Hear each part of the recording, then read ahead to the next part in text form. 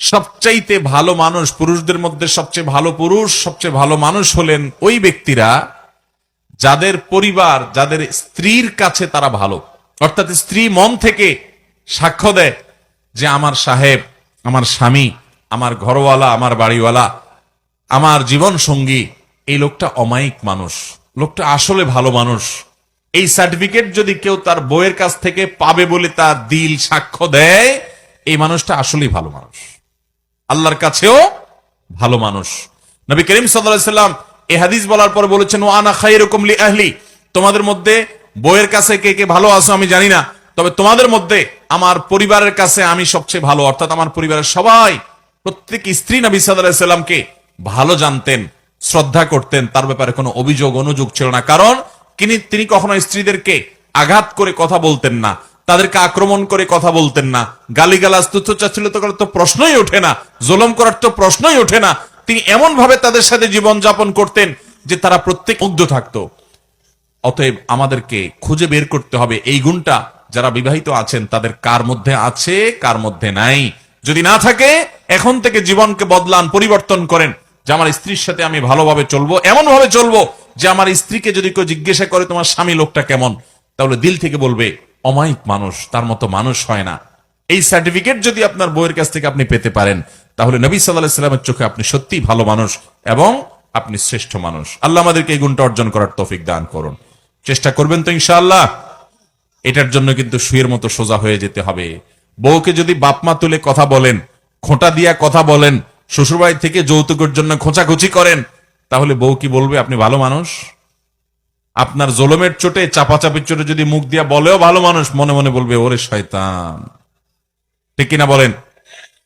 অতএব স্ত্রীর সাথে ভালো আচরণ করলে আমরা ভালো মানুষের সার্টিফিকেট পাবো। মানুষের চারিত্রিক সনদপত্র আমাদের সমাজে জনপ্রতিনিধিরা দেয়, মেম্বার চেয়ারম্যান সাহেবরা দেন, কাউন্সিলররা দেন। আর এ হাদিস বলছে মানুষের চারিত্রিক সনদপত্র দেওয়ার সবচেয়ে বেশি উপযুক্ত হলো মানুষের স্ত্রী।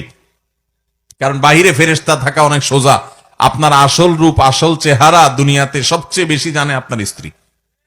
ঠিক কিনা বলেন?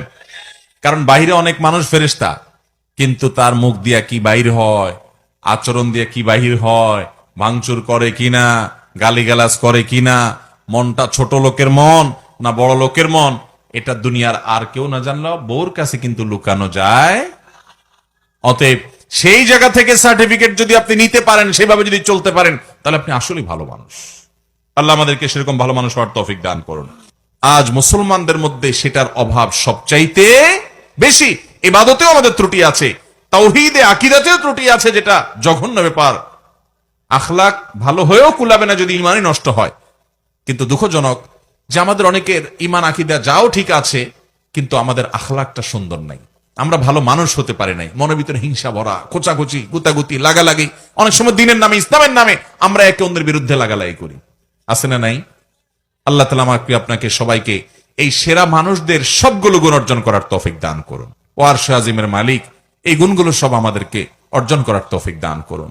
এই গুণগুলো যদি আপনি অর্জন করতে পারেন, আপনার সমাজের প্রতিটি মানুষ মুসলিম তো বটে, অন্য ধর্মের মানুষও সাক্ষ্য দিতে বাধ্য হবে যে আপনি আপাদমস্তক একজন ফেরেশতার মতো মানুষ। আর মনে রাখবেন, আমাদের পূর্বপুরুষ সাহাবা ইকরাম রিদওয়ানুল্লাহি তাআলা আজমাইন প্রিয় নবী সাল্লাল্লাহু আলাইহি সাল্লামের সোহবত এবং সান্নিধ্যে থেকে তারা এরকম ভালো মানুষ হয়েছেন যে তাদের আখলাক দেখে শত সহস্র বেঈমানরা ইসলামের পথে চলে আসছে।